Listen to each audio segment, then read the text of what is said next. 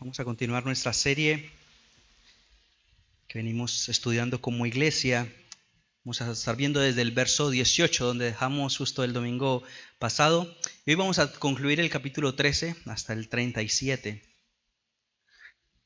Seguramente les ha sucedido. Hace un par de días tenía que entrar a la casa de un amigo que me dejó las llaves. Me dejó indicaciones específicas, pero por varios minutos estaba intentando abrir la puerta. No era mi casa, no era lo que yo conocía y por ninguna parte funcionaba. Daba vuelta, le hacía medio una maña para que entrara, media vuelta, nada. Ya incluso los perros en ese lugar donde yo estaba empezaron a ladrar y yo estaba esperando ya que me mandaran la policía, no sé. Pero hasta que lo llamé y le pregunté, le mandé una foto cuál era, porque no funcionaba realmente. Y le pasó también ayer a un amigo con la misma casa. Y me dijo, no es esa puerta, es la otra puerta, es la que está al lado, detrás. Y no iba a pasar, no iba a poder ingresar realmente. Si por mucha fuerza quisiera, con esa llave no era la forma correcta. En los relatos bíblicos y hoy en día muchas personas creen que hay varias maneras de poder ingresar al cielo, de poder ser aceptos ante Dios, ingresar al reino de Dios. Y esas personas creen que quizás, como escuchamos hace un par de domingos, aquellos fariseos también culpando a los otros por sus cosas malas, por sus pecados, y ellos decían, yo soy acepto, ellos no se lo merecen, quizás por sus buenas obras, o se creen justos justamente por ser buenos, cierro comillas, ante los ojos de Dios, basándose en lo que por ahí ellos piensan que es bueno. Claramente su parámetro, si se comparan con el resto de los humanos, puede ser que es bueno, pero nuestro punto de comparación es con Dios y vamos a ser claramente pecadores y malos. Ese es el parámetro de no solamente de moralidad, sino de justicia que nosotros debemos pensar. Algunos creen, religiones, sectas, creen incluso en el karma, definiéndolo que sus buenas acciones compensarán o anularán de cierta manera algo que por ahí en el futuro vaya a pesar. Y esto no es solamente a los budistas, esto en el mundo cristiano lastimosamente pasa, pensando que sus buenas obras van a tapar un poco lo que han hecho o lo que harán. Colombia dice en la Iglesia Católica puntualmente, el que reza y peca empata, como, bueno, termino y al último momento oro y ya está. Entonces nosotros como cristianos, yo creo que no deberíamos ser engañados pensando de que somos buenos primero, no somos buenos. Estamos necesitados, como Luis decía al comienzo. Y no somos suficientes, ninguno de nosotros. Ninguno es justo por nuestros propios méritos de poder ingresar, de poder heredar la vida eterna. De hecho, Romanos 3, del 9 al 10, nos deja sumamente claro, posiblemente un pasaje que tengamos en mente. No hay justo, ni siquiera uno.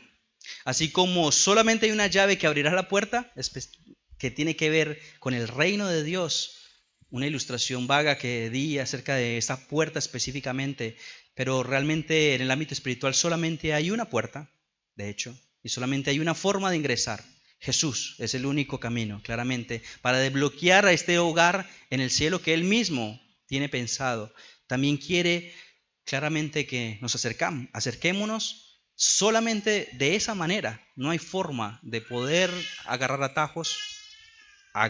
Se agarran posiblemente, pero no van a llevar a ninguna dirección. Así que hoy vamos a estar viendo tres aspectos sumamente importantes de la salvación, pero también del reino. Lo llama de esta manera y hemos venido introduciendo acerca de esta verdad, acerca del reino. Del verso, a los que están tomando nota, tomen si quieren estos puntos específicamente, que vamos a estar viendo del 18 al 21. Vamos a estar viendo el poder, el alcance y el crecimiento del reino específicamente. Da una descripción, hay dos parábolas que ya las vamos a estar estudiando, pero da un énfasis específico que nos muestra el poder, el alcance y el crecimiento de este reino del 18 al 21. Luego del 22 al 30 vamos a estar viendo el segundo punto, la relación, pongan esa palabra, punto y coma, la única entrada al reino. Es la única llave que nos va a poder acercar, una relación específicamente con Cristo. Y el tercer punto, del 31 al 37, vamos a estar viendo en rasgo general oposición y rechazo hacia el reino de Dios. Vamos a estar viendo estos tres puntos. Si nosotros vemos del 18 y vamos a estar dando lectura a la palabra de Dios, del 18 al 21, Lucas 13, 18 al 21. Dice la palabra de Dios. Entonces decía Jesús, viene relatando en ciertos lugares. Recordemos que él está caminando hacia Jerusalén, está caminando hacia el lugar donde va a ser sacrificado, va a ser muerto, y él sabía eso. Entonces en este camino, entonces él continúa hablando y decía: ¿a qué se asemeja el reino de Dios? ¿O con qué lo compararé? Es semejante a un grano de mostaza que un hombre tomó y echó en un huerto y creció y se hizo un árbol, y las aves del cielo anidaron en las ramas.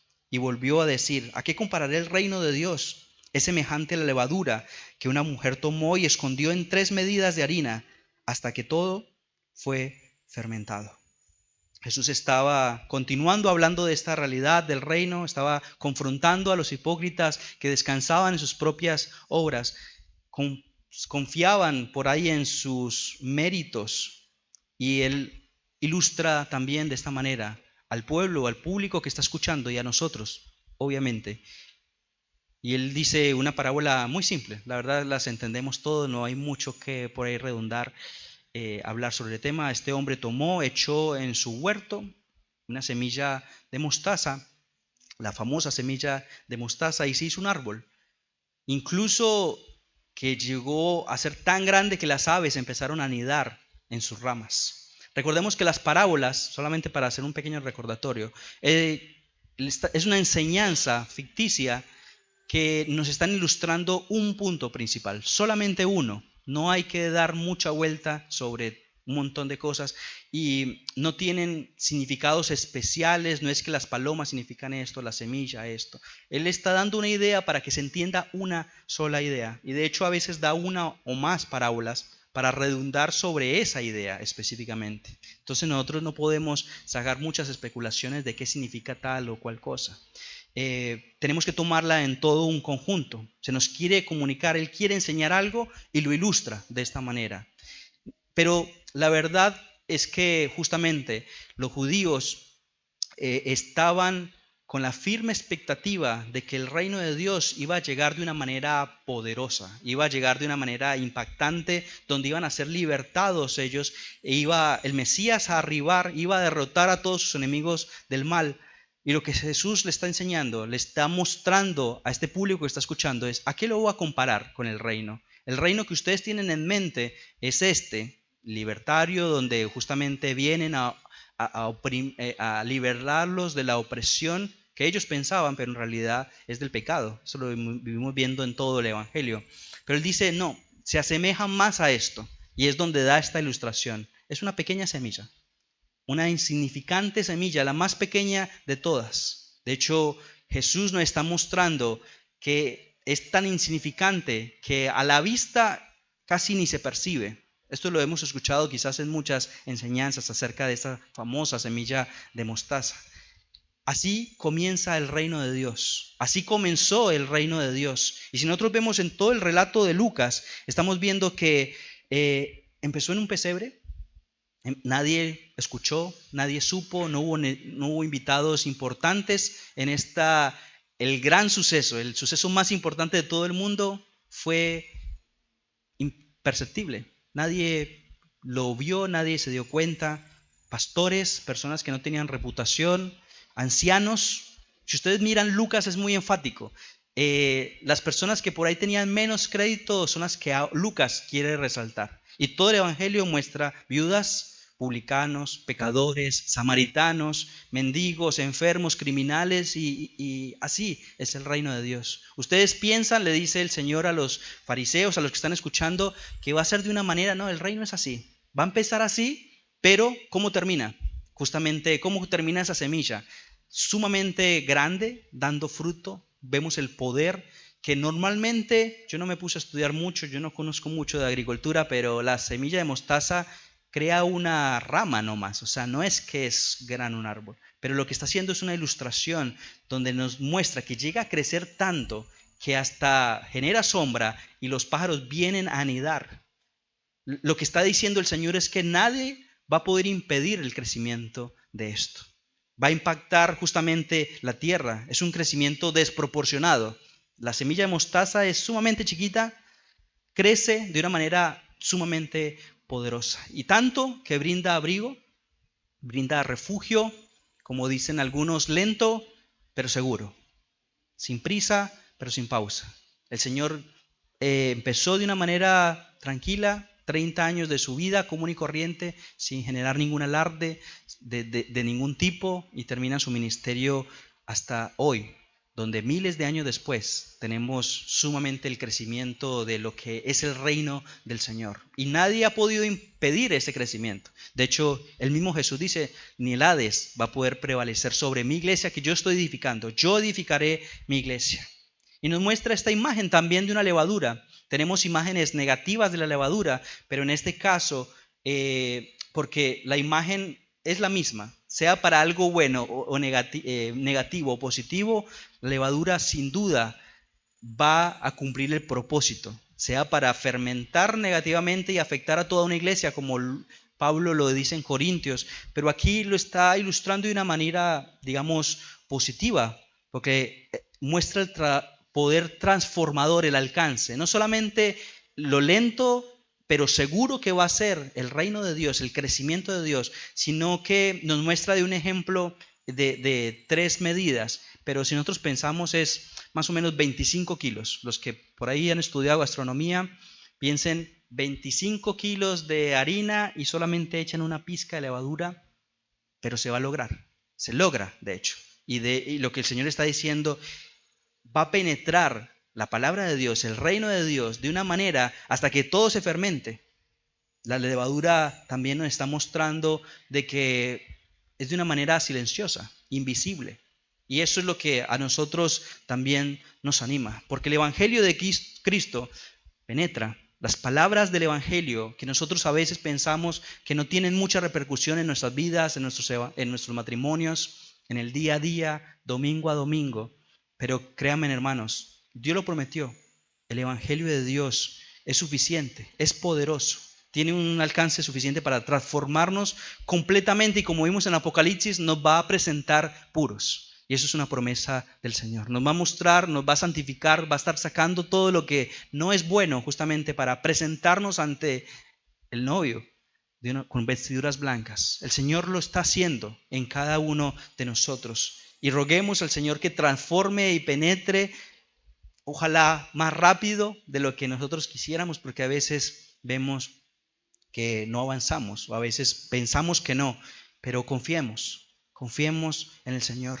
Yo tengo una idea para todo lo que vamos a estar hablando. Si quieren anotarla, la voy a estar repitiendo, pero quiero que como iglesia pensemos en estos verbos. Confía solo en la obra de Cristo. Confía solo en la obra de Cristo. Y la obra de Cristo podríamos pensar como su palabra, el discipulado, la iglesia local, cada una de las cosas que el Señor ha puesto. Confía solo en la obra de Cristo y profundiza en la relación con Él. Que no solamente sea un entendimiento, sino que profundicemos en esta salvación tan grande que el Señor nos ha dado. Confía solo en la obra de Cristo y profundiza en tu relación con el Rey. Esto ocurre, la levadura, el crecimiento, de una manera misteriosa. La verdad no podemos saber cómo aquella pequeña levadura de repente fermenta más de 3 porciones que aparece ahí, 25, 30, no importa cuántos kilos, pero el Señor lo está haciendo en la vida de cada uno de nosotros. Y esto es de ánimo, debería ser de ánimo, y yo quiero que nos animemos de esta verdad. El Señor, entre hombres y mujeres, está haciendo una obra. Algunos aquí, algunos allá, otros de una manera o de otra, porque sin duda hay cosas que necesitamos cambiar. Los matrimonios que llevan más de 30 años lo saben, 40. Todavía tenemos que seguir caminando. Los que están recién casados, los que tenemos menos de 10 años, el Señor está orando y va a seguir cambiándonos. A veces no nos gusta la forma en cómo lo hace, pero confiemos en el Señor.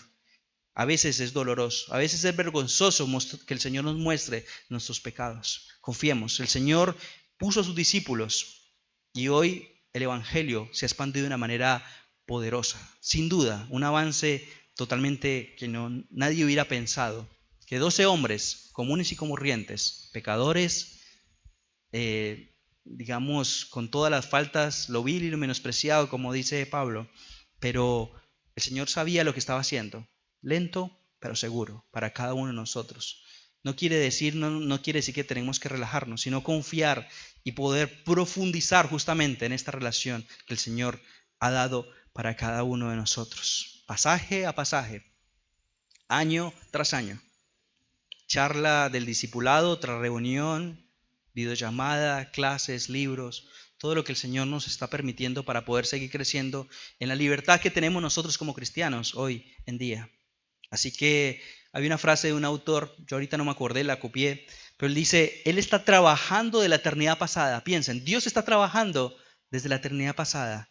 Él no tiene ningún apuro para poder seguir, o sea, ya Él está obrando. Su mente claramente está pensando en la eternidad. Así que con paciencia el Señor está obrando. Tengamos paciencia también con nuestros hermanos. Justamente, el Señor está obrando en cada uno de nosotros. Así que tengamos paciencia. Dios hace su trabajo. Y eso es seguro. No nos afanemos por nada en lo que nosotros corresponde. Descansemos en el Señor en cada una de las cosas que nos están pasando. El reino tiene un poder que no podemos pensar ni siquiera. El reino de Dios, su palabra. Y es más grande de lo que nosotros pensamos, la verdad. Que nosotros podemos captar o tener en nuestra mente finita. Pero el Señor está dando crecimiento y es poderoso en este avance. Si nosotros estamos viendo y continuamos justamente en la lectura que tenemos en Lucas 13, del 18, el viento me está corriendo las hojas, pero si continuamos la lectura, podríamos pensar desde el 22, no, estoy bien, porque si no 22 al 30. Pasaba Jesús por las ciudades y aldeas enseñando mientras seguía su camino a Jerusalén. Verso 23. Y alguien le dijo, Señor, ¿son pocos los que se salvan? Y él le dijo, esforzaos por entrar por la puerta estrecha. Porque os digo que muchos tratarán de entrar y no podrán. Después de que el dueño de la casa se levante y cierre la puerta, y vosotros, estando afuera, comencéis a llamar a la puerta diciendo, Señor, ábrenos. Y él respondiendo os dirá, no sé de dónde sois. Entonces comenzarán a decir, comimos y bebimos en tu presencia y enseñaste en nuestras casas. Y él dirá, os digo que no sé de dónde sois. Apartaos de mí todos los que hacen iniquidad. Allí será el llanto y el crujir de dientes, cuando vean a Abraham, a Isaac, a Jacob y a todos los profetas del reino de Dios, pero vosotros echados fuera. Y vendrán del oriente y del occidente, del norte y del sur, y se sentarán en la mesa, en el reino de Dios. Y he aquí, hay últimos que serán los primeros, y hay primeros que serán últimos. Vemos el orgullo, el etnocentrismo del pueblo de Israel que pensaba que sus obras los iba a salvar, que por simplemente ser hijos de Abraham ya justamente iban a ser salvos. Y posiblemente eso pase para algunos de nosotros, algunos de personas que hemos estado tranquilamente en otras iglesias, que pensando que estando en una casa, por ser hijo de cristiano, por haber asistido alguna vez, ya eso nos da acceso a Dios. Pero definitivamente no. Están intentando con una puerta, una llave que no es la correspondiente. El único acceso, la única puerta, a esta puerta estrecha, como está determinada acá en el pasaje, Jesús lo dice, es Cristo. Es Cristo. Así como ustedes recuerdan la pregunta anterior que hacían estos fariseos a Jesús, preguntando sobre los galileos que habían muerto por causa de Herodes en un asesinato vil, pero para hacerle una trampa a Jesús. Igual esta pregunta que le está haciendo estas personas, no sabemos quién es ahora, pero vemos la mala intención, o posiblemente aparentemente todavía no se ve mucha mala intención. Y le dice, entonces, según tus enseñanzas, todo lo que nos viene diciendo, ¿son pocos los que van a entrar? ¿Son muchos ¿Cuántos son? O la pregunta específicamente. Querían escuchar del Señor que añadiera especulaciones o involucrarse en política cuando estuvimos viendo lo de Herodes, perdón, en este caso es Pilato, hoy Herodes, y también le dijera que eran buenos, porque ellos eran buenos, no habían muerto, como los de la Torre de Siloé o como los Galileos, entonces no, claramente no merecían eso. Pero acá también le están poniendo, digamos, una trampa. Hay un gato encerrado, como dicen, en lo que les quieren preguntar. Así ellos creían que porque les pasaban a las personas cosas terribles, era porque tenían pecados, ellos y se creían moralmente mejores. De hecho, esos impíos, incircuncisos, pecadores sufrían tragedias, pero ellos no. Entonces, lo que ellos estaban diciendo es, todos los judíos, ellos tenían entendimiento, un errado entendimiento de que sin excepción, por ser judíos simplemente, ellos iban entonces a heredar el reino de Dios. Entonces la pregunta es, ¿en todos van a ser salvos como para hacerle caer en esta? Ellos creían claramente que las prostitutas, los peores criminales, los viles pecadores, ellos no iban a poder ingresar, claramente.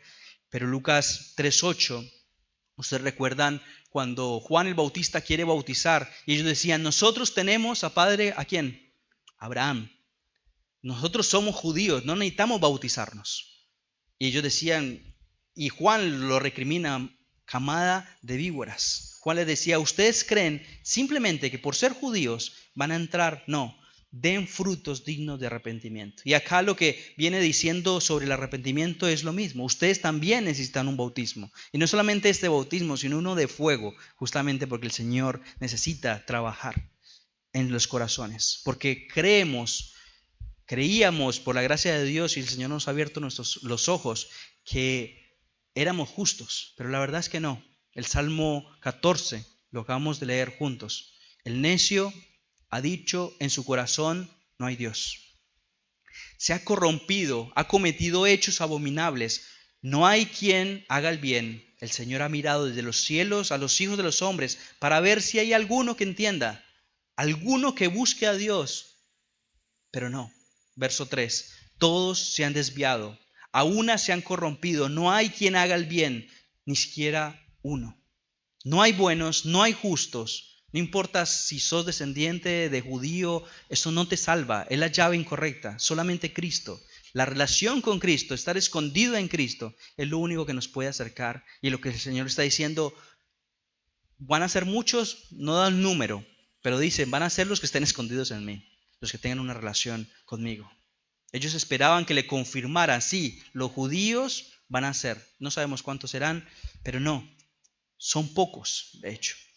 Vemos la parábola de la semilla, un porcentaje sumamente pequeño, lastimosamente, porque nadie necesariamente por sus propias convicciones va a buscar a Dios, nadie lo desea.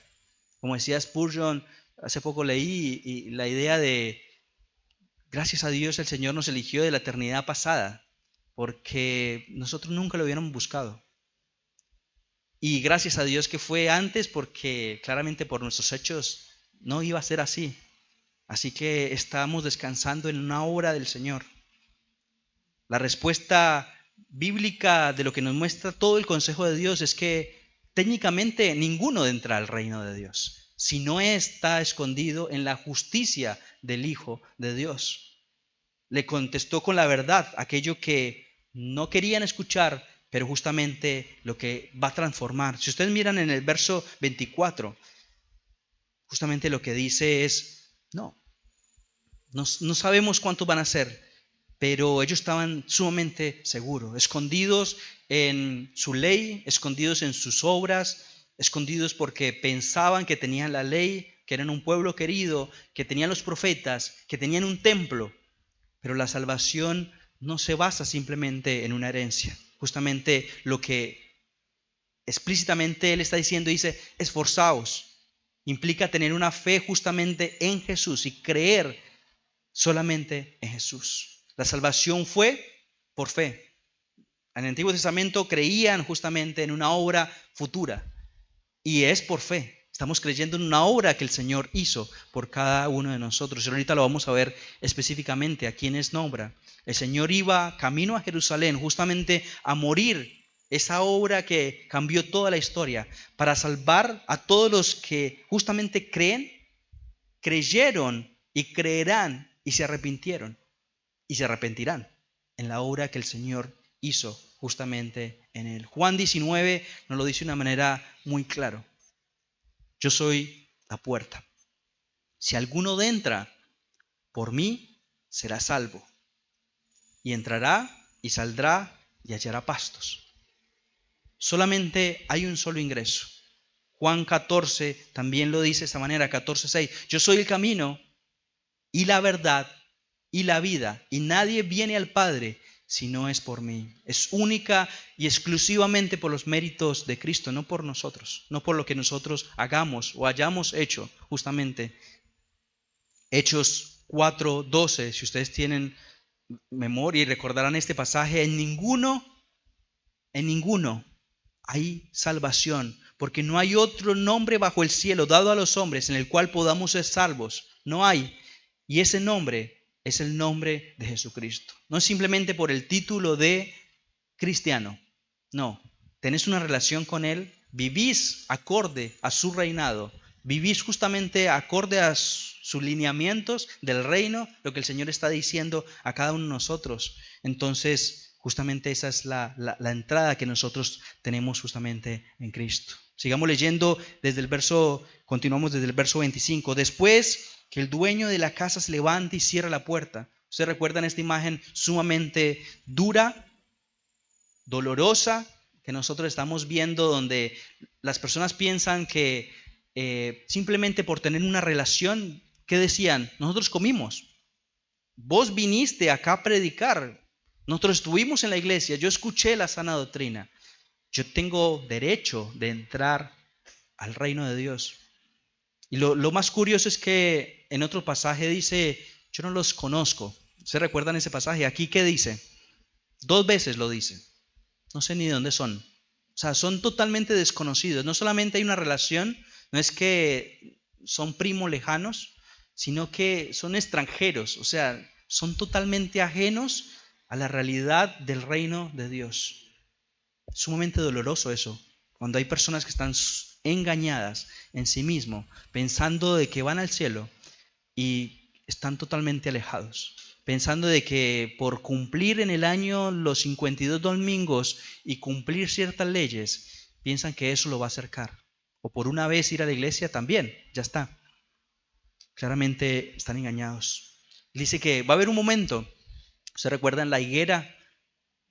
3 años, dice, esperé. Al pueblo le está diciendo eso, a nosotros nos está diciendo, ¿qué va a pasar si no da fruto? Bueno, va a ser cortada. Juan, el hacha ya está puesta. Pero acá lo dice de una manera también muy chocante. La puerta se va a cerrar en algún momento. El árbol va a ser cortado si no hay un fruto de arrepentimiento, frutos dignos de arrepentimiento. El tiempo en que la puerta está abierta, ahora está abierta. Es el último año de la higuera. ¿Se acuerda que el hombre dice, déjala un año más, yo la voy a abonar con la palabra, yo la voy a trabajar, pero si no, cortala? Y la verdad es que eso va a suceder. Para muchos, lastimosamente, la puerta está abierta, pero tiene un límite. La oferta de la salvación no será para siempre y no siempre va a estar disponible, porque viene un día que el dueño de la casa se levantará y cerrará y será demasiado tarde para entrar cuando ese día llegue. Isaías dice, todos los sedientos, venid a las aguas, y a los que tienen dinero, venid y comprad, a los que no tienen dinero, venid, comprad y comed. Venid, comprad vino y leche sin dinero y sin costo alguno. ¿Por qué gastan dinero en lo que no es pan y vuestro salario en lo que no sacia? Escuchadme atentamente y comed de lo que es bueno. Acabamos de cantarlo. ¿Dónde más iremos? Sino solamente a la palabra de Dios. Y se deleitará vuestra alma en la abundancia. Inclina vuestro oído y venid a mí. Escuchad y vivirá vuestra alma. Y haré con vosotros un pacto eterno conforme a las fieles misericordias mostradas a David. Saben, hermanos, Amigos, los que nos están escuchando, los que nos visitan, ¿qué es lo que cierra la puerta? ¿Ustedes se han puesto a pensar en esta verdad? Hay dos cosas. O que nos muramos ya, o mañana, o en la noche. Eso es el momento donde se cierra la puerta, técnicamente. O que el Señor venga. ¿Y saben qué pasa con esas dos cosas? Nadie sabe cuándo van a suceder. Nadie sabe específicamente cuándo vamos a morir. No tenemos el reloj que nos dice te quedan 15 días. Si eso pasara, la gente viviría de una manera... O cuándo venga el Señor. Tampoco nadie sabe. Y eso nos muestra una urgencia de lo que el Señor está diciendo. Hay un momento que no sabemos cuándo es, pero va a ser cerrada la puerta. Así que la urgencia que nos está mostrando el Señor a que nos arrepintamos genuinamente, como escuchábamos el domingo pasado, de que nos arrepintamos de ese falso arrepentimiento que parece que nosotros hemos actuado, sea al acercarnos a Cristo o al vivir de una manera no cristiana, la verdad, o de una manera inmadura también. El arrepentimiento es constante, es continuo para cada uno de nosotros. Así que el llamado es que si estás escuchando, si estás viendo después este video, es que el Señor te está llamando a responder ante esto, a confiar solamente en la obra de Cristo y no en tus méritos, no en tus herencias, no en tu currículum, no en lo que piensas que sos, sino poner ya toda tu fe en aquel que te está llamando y venir en arrepentimiento a Él, a confesar aquellos pecados que nos tienen agobiados, los huesos secos, como decía David. Cuando yo no confesé mi pecado, mis huesos parecían que se secaban. Y así muchas veces actuamos cuando no nos arrepentimos. Aquellos que siempre fueron a la iglesia, se criaron allí, aquellos que son hijos de pastor, de cuna, que han hecho estudios, que estudiaron teología, son aquellas mismas personas que pueden decir, nosotros comimos y bebimos en tu presencia, Señor. Nosotros nos deleitamos posiblemente, supuestamente, de aquella comida, de aquel manjar, pero ellos vivieron y murieron bajo ese engaño. Se les cerró la puerta de haber estado o haber pensado que estaban cerca de Cristo. Pero una cosa es entender cosas del cristianismo y vivir como un cristiano, y otra cosa es ser un cristiano y estar escondido en Cristo y mostrar frutos de que sos un cristiano, justamente. No solamente es con haber escuchado, eso no es suficiente. Entender, no. El Señor dice, arrepiéntanse ni crean, justamente. Nunca entregaron sus vidas al Rey, vivían para sus placeres. Y el Señor lo dice dolorosamente, son totales extraños. No sé de dónde vienen.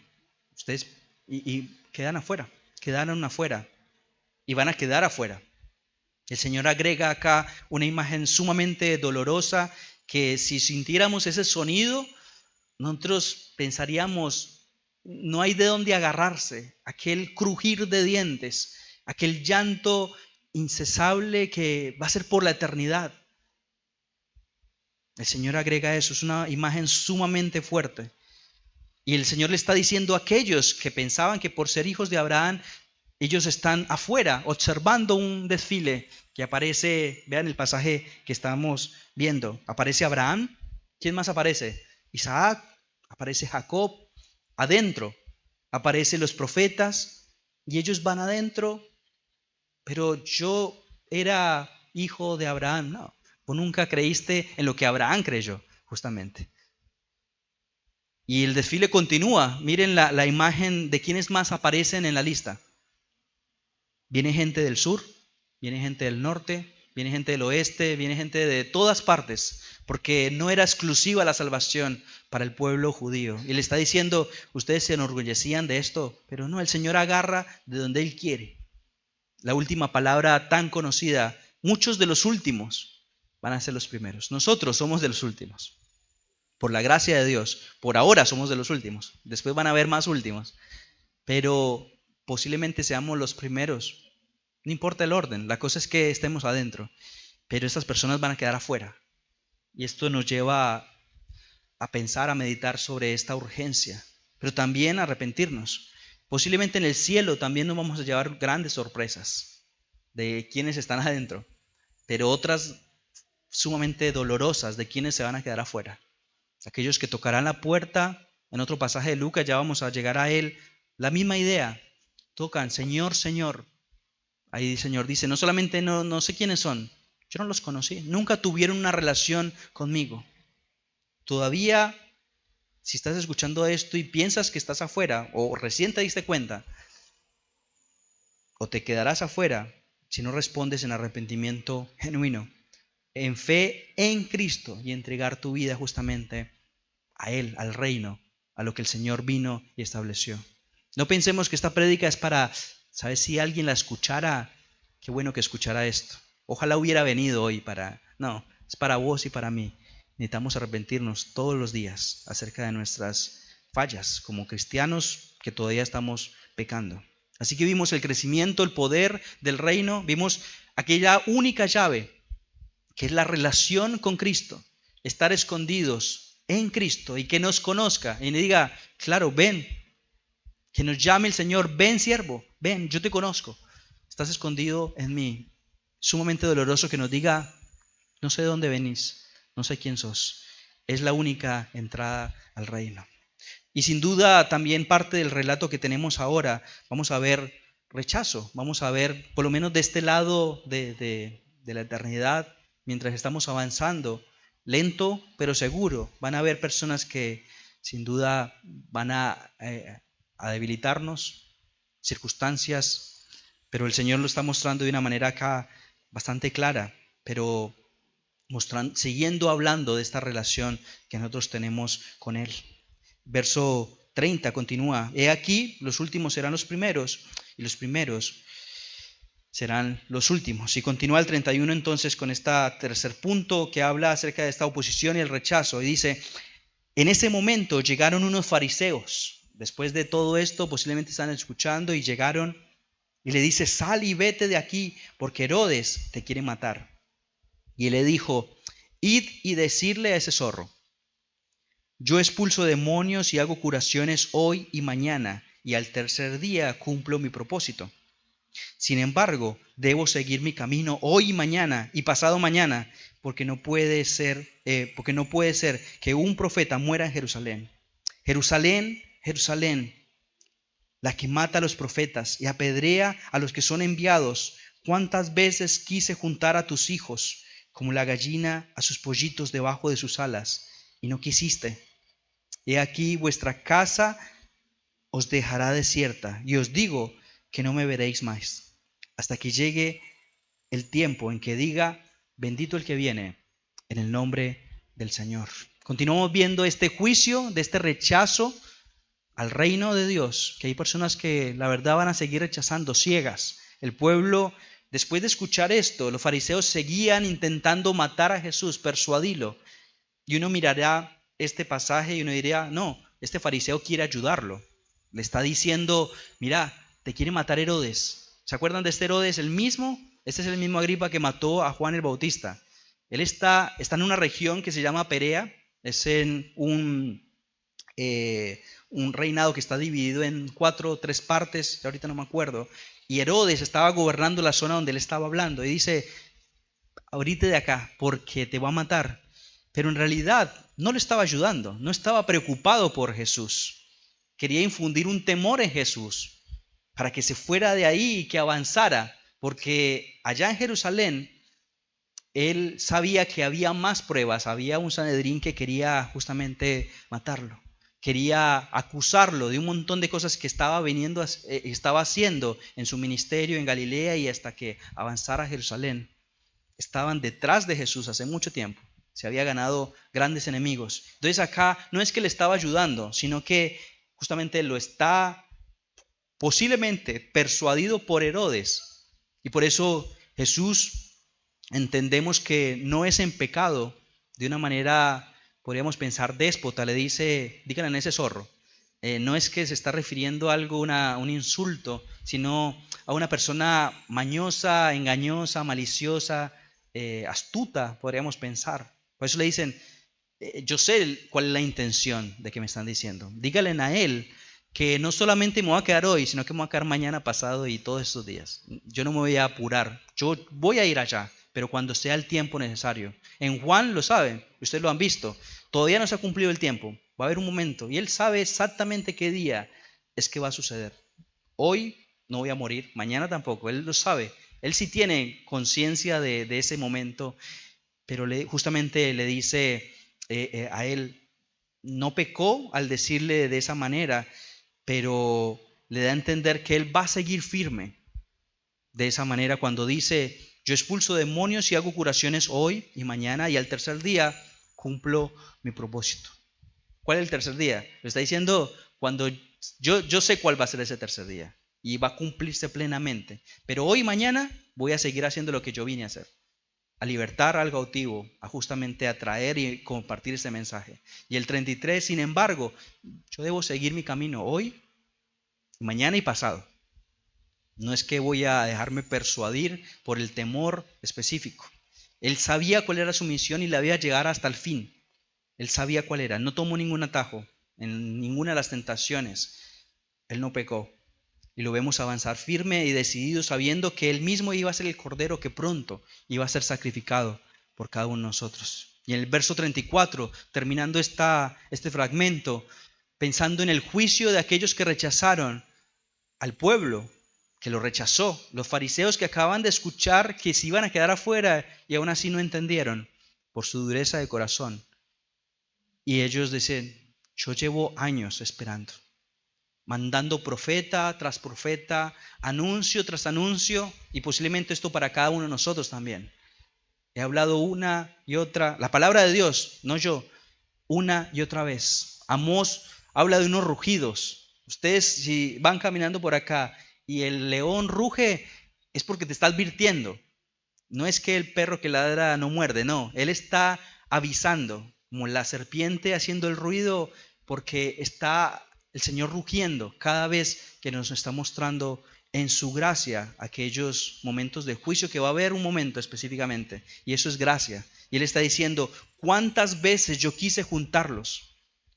Y como a los pollitos, tenerlos bajo mis alas, representa ese tierno cuidado del Señor en el Antiguo Testamento, de cuidado. Él dice, son la niña de mis ojos, es lo más preciado y no quisieron. Se fueron, me rechazaron, se volvieron como unas esposas, como habla el profeta también, idólatras, adúlteras. Justamente en el Salmo 36, justamente el Señor nos muestra también ese amparo bajo las alas. Es un momento de refugio. Pero ellos estaban confabulando para matarlo. Seguían confabulando, seguían rechazando. Posiblemente nosotros no participamos de esa supuesta matanza contra Jesús, pero nosotros tranquilamente actuaríamos y actuamos lastimosamente de la misma manera, no escuchando la gracia del Señor para que nosotros vayamos en arrepentimiento. Y lo que termina diciendo de una manera drástica y literal, y es histórico lo que pasó, que aquí vuestra casa os dejará desierta. Va a haber un momento donde Jerusalén, aquella que mató a profeta, tras anuncio, queriendo callarlos, porque no querían escuchar esa verdad, él dice, va a quedar sola, desolada.